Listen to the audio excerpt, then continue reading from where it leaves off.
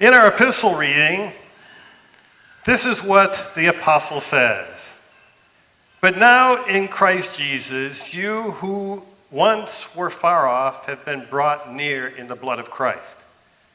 For he is our peace, who has made us both one, and has broken down the dividing wall of hostility, by abolishing in his flesh the law of commandments and ordinances, that he might create himself one new man in place of two, so making peace, and might reconcile us both to God in one body through the cross, thereby bringing the hostility to an end. Twice he uses the word hostility. The apostle realizes that in this life there is hostility everywhere. And I think we all can agree, can't we? There's hostility at times within our families, between spouses, between parents, and between children. We have hostility sometimes with our neighbors, and in a broader sense, even going out to our places of employment or school, that we always run into hostilities. We have political parties that are locked in deep hostility. There is racial hostility. Then finally, when you get out to the beyond, nations are hostile to one another. What is behind all this hostility? Well, there is something within all of us that wants to dominate. We have an agenda. We have a worldview. And we want to impose that on the world because we think that that's going to bring peace. But it doesn't bring peace. It brings conflict. It brings hostility. Clashes of wills. Now, not only is there hostility among us, there's hostility between us and God. The apostle looks at this and he makes an interesting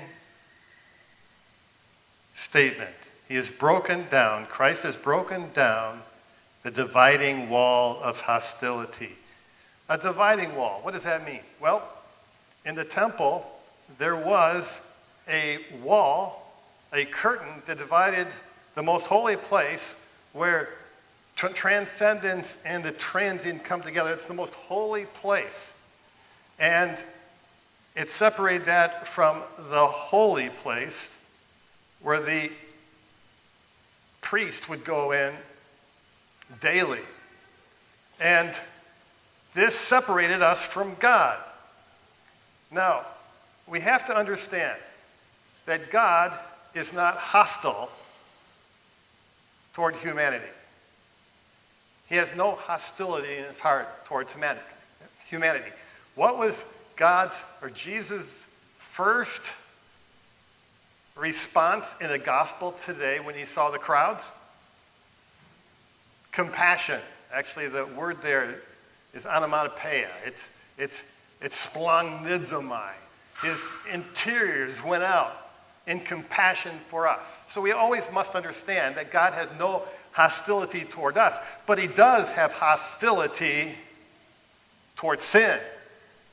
And quite frankly, much of the hostility is from us to God.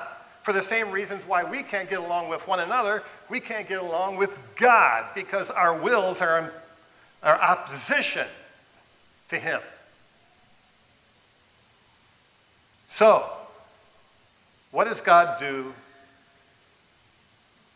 He breaks down the barrier wall between us and his Son. And what must it look like to have peace with God? Well,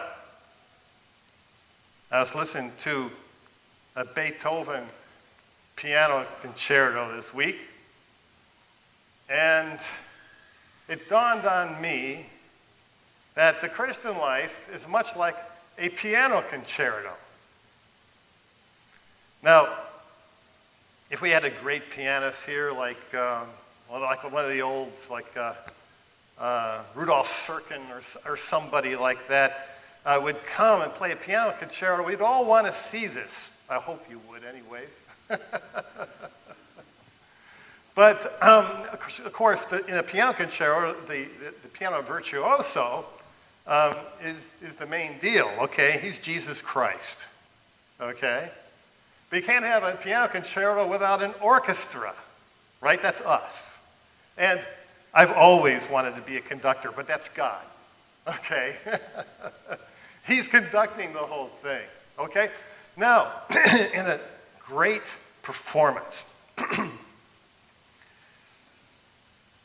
the pianist and the orchestra are not only in harmony with one another, but they are in creative tension. Do you know that all tension's not bad? There's a creative tension, okay?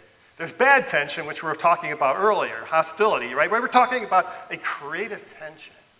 And there's a creative tension because those who are in the orchestra have their own wills. They have their own gifts. They're their own persons.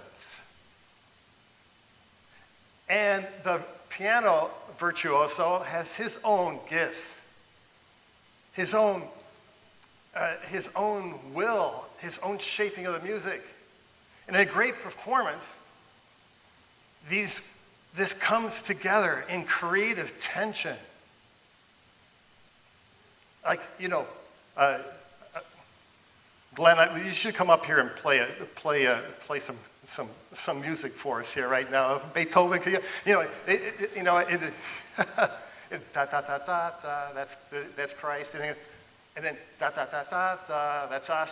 Da da da da da da da. And it goes back to Gorth, and all of a sudden it comes all together in one beautiful, beautiful performance of music. You see, God is not in your subjection. He doesn't really want you even to submit to him. That's a big difference between the world and Christ. World governments want you often to submit.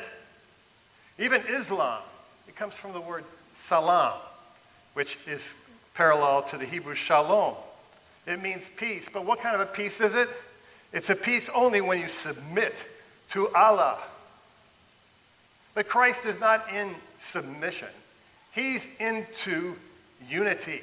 He's at the piano bench, and he's looking at your soul, which is an instrument, and he's saying, come on, play with me. He brings out of us things that we have never knew about ourselves. We are intact with our wills. He wants to become in union with it, to make music.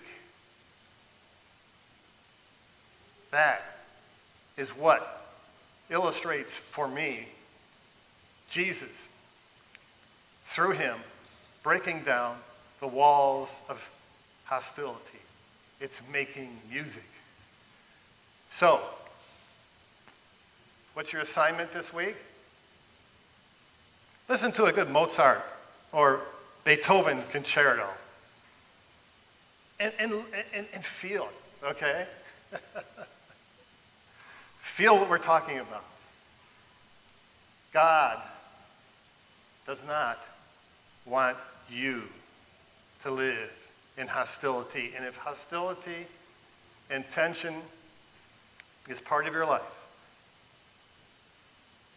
he wants a creative tension where his will and our soul come together to do something for us that we could never do on our own. He wants to enrich us.